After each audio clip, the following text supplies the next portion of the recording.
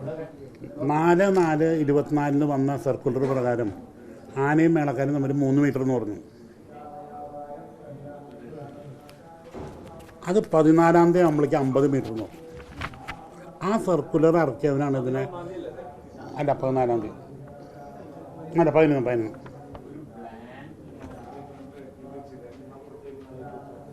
അതെന്ത് അടിസ്ഥാനത്തിൽ ഈ 350 അത് NGO കളുടെ കളിയത്.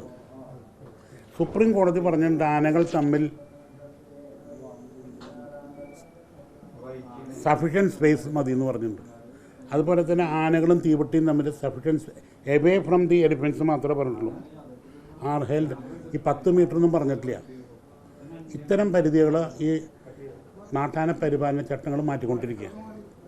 അതിൽ മുഴുവൻ ഇതുമ്മ കയറി പിടിച്ചിട്ടുണ്ട്. ആന പിടിച്ചാൽ ഈ പൂരം നടക്കില്ല, അടുത്തോട്ടും പൂരം നടക്കില്ല. നമ്മളൊരു സർക്കാർ അന്വേഷണം പ്രഖ്യാപിക്കുമ്പോൾ തീർച്ചയായിട്ടും അതിനെ സ്വാഗതം ചെയ്യും. പക്ഷേ ഈ അന്വേഷണം കൊണ്ട് ഒരു ഗുണം ഉണ്ടാകാൻ പോകുന്നില്ല. എന്തുകൊണ്ടെന്നാൽ ഇതിൻ്റെ യഥാർത്ഥ പ്രതികൾ ഇന്നും ഒളിവിലാണ് ഇരിക്കുന്നത്. അവരെ പുറത്തേക്ക് കൊണ്ടുവരാൻ ഒരു ശ്രമവും ഒരു ഭാഗത്തുനിന്നും ഉണ്ടായിട്ടില്ല. ഞങ്ങൾ നേരത്തെ തന്നെ പറഞ്ഞിട്ടുണ്ട്, ഈ പൂരം പൊളിക്കുന്നതിൻ്റെ പിന്നിൽ പല NGOസും കുറേ കാലങ്ങളായിട്ട് പ്രവർത്തിച്ചു വരികയാണ്. പല കേസുകളും അവർ ഹൈക്കോടതിയിലും സുപ്രീം കോടതിയിലും കൊടുത്ത് ഈ ആന ക്ഷേത്രങ്ങളിലെ ആന എഴുന്നള്ളിപ്പ് നിർത്താനായിട്ട് കുറേ കാലങ്ങളായി അവർ നടത്തി വരുന്നു. അപ്പോൾ അതിൻ്റെ ഭാഗമായിട്ട് കേരള ഫോറസ്റ്റ് ഡിപ്പാർട്ട്മെൻറ്റിൽ GP ആയിട്ടുള്ള നാഗരാജ് നാരായണൻ്റെ നേതൃത്വത്തിൽ വലിയൊരു ലോബി ഇവിടെയുണ്ട്. ഈ ലോബി ഉള്ളിടത്തോളം കാലം ഒരു നിലയ്ക്കും ഈ ഇൻ്റർഫിയറൻസ് നിൽക്കില്ല. അതിൻ്റെ ചില ഉദാഹരണങ്ങൾ ഞാനിവിടെ നിങ്ങൾക്ക് നേരിട്ട് കാണിച്ചു തരാം. 4/4/24 ഒരു സർക്കുലർ ഇറക്കിയ പ്രകാരം ആനയും മേളക്കാരും തമ്മിൽ 3 മീറ്ററാണ് കാണിക്കേണ്ടത്.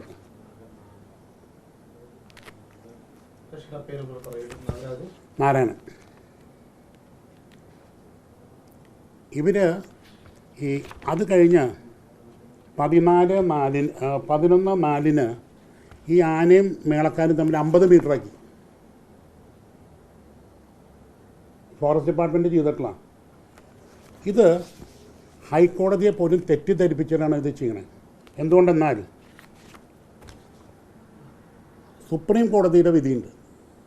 WPC 743/2014. ആ കേസിൽ 18/8/2015 ഒരു ഇൻട്രീം ഓർഡർ വന്നിട്ടുണ്ട്. അത് പ്രകാരം വളരെ വ്യക്തമായിട്ട് പറഞ്ഞിട്ടുണ്ട്, there shall be sufficient space between elephants used in the processions and parades. 50 metre ഒന്നും പറഞ്ഞിട്ടില്ല. ഇത് സുപ്രീം കോടതിയാണ് പറഞ്ഞിട്ടുള്ളത്. ഈ വിധിക്കും ഒരു വിധിയില്ല. ഇനി രണ്ടാമത്, the committee shall ensure that the തീവട്ടീസ് are held away from the elephants. അതിനും ഒരു ഡിസ്റ്റൻസ് ഒന്നും പ്രിസ്ക്രൈബ് ചെയ്തിട്ടില്ല.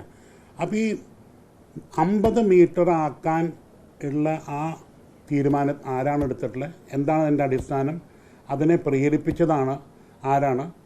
അതുപോലെ തന്നെ പുതിയതായിട്ട് ഒരു നാട്ടാന captive elephants management rules modify ചെയ്യാനായിട്ട് ഒരു സർക്കുലർ വന്നിട്ടുണ്ട്. അതനുസരിച്ച് ഈ ഫോറസ്റ്റ് ഡിപ്പാർട്ട്മെൻറ്റ് തന്നെ ആനകൾ തമ്മിൽ മിനിമം